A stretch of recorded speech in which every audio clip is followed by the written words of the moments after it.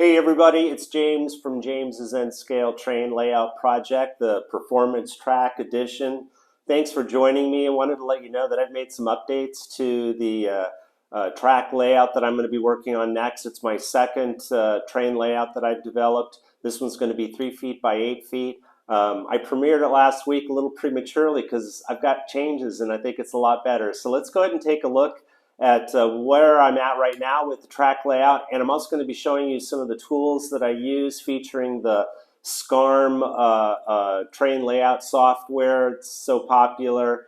I think it's a simple computer-assisted railroad modeling program. Anyway, it's a really great program. I'm going to show you some of the tools that I use that I derive from that.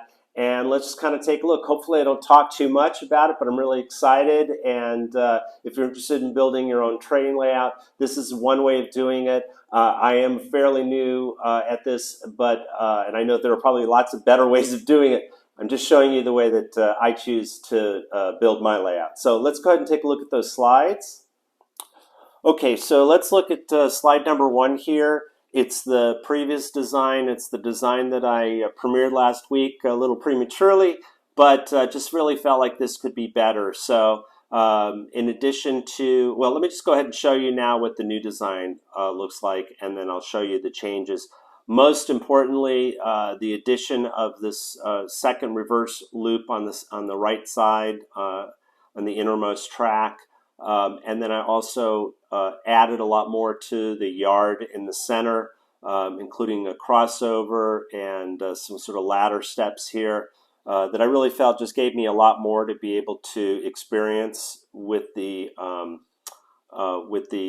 inner, at least with shorter trains, with the kind of inner part of the layout. So let me just go briefly how I plan to play with this layout so that you can see why I'm so excited about it. I'm going to load my trains on a loading track at the bottom right here. It's going to put the trains on the layout in a clockwise motion. You'll see that I've got these 4 concentric loops happening from outer to inner, and that they're all connected with crossovers, which allow the trains to be able to move from loop to loop or stay put on one loop indefinitely if I want to. So, you know, I can actually run 4 different trains simultaneously on these loops all day long. They'll never be in danger of crashing into each other. But if you get to the innermost loop here, and if you look up at the top here, you'll see the turnout to reverse loop number 1. Actually, it's at the bottom right is reverse loop number 1. That would allow the train that's going clockwise to be able to go into the reverse loop and then come out, and it would be going counterclockwise, which it can then go immediately to reverse loop number 2 and turn back around, or it can go anywhere in these groovy concentric loops that I've got here. So the trains can run continuously on every bit of the track except for the yard in the middle all day long if I want to, and I felt like that was a really great way to be able to play with my trains. Let's go ahead and look at how I'm going to power this train layout. This is the 52 feeders that I'm going to be using, and I chose to use the F62 feeders over the unijoiners because I found them easier to work with. I also want this train layout to be fully replaceable. I want all the pieces to be easily found and all the wires to be easily located so that I can change out pieces whenever they wear out or I just feel like they're not working the way that they used to. How I'm going to power all these feeders is the next slide. You'll see that I've added the turnouts. There are 3 crossovers at the bottom and then 1 more in the center. And gosh, I don't know how many left and rights there are, but I'll get that information later. It's like the 6 or 8 of one or the other. Anyway, so I add the turnouts, and then this next slide is when I kind of just establish very informal power zones, I call them. It just allows me to be able to group the feeders into groups of 3, and the reason I need them in groups of 3 is for this next slide to show you how I am going to use the Kato 3-way connectors, 26 of them, and I'm going to put them together in this configuration, which will allow me to be able to plug in 52 of the feeder cables into these three-way connectors. And if you have never used this before, it's something that I used in my previous layout. I think it works out great. It requires no soldering. It's just something that if you keep organized, you're able to replace wires as needed, and I just am really happy with the way this worked out.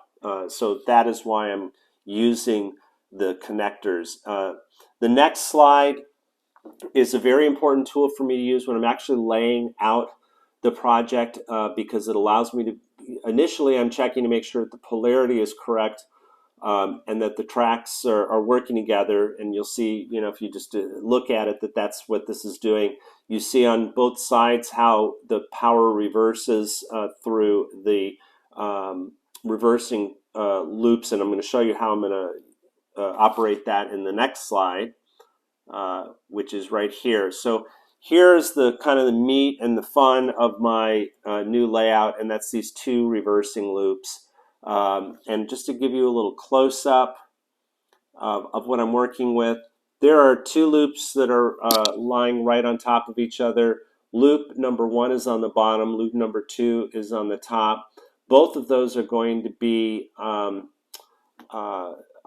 have feeders that I've illustrated here in gray, but instead of those feeders going to power, those feeders are actually going to go to the reversing switches.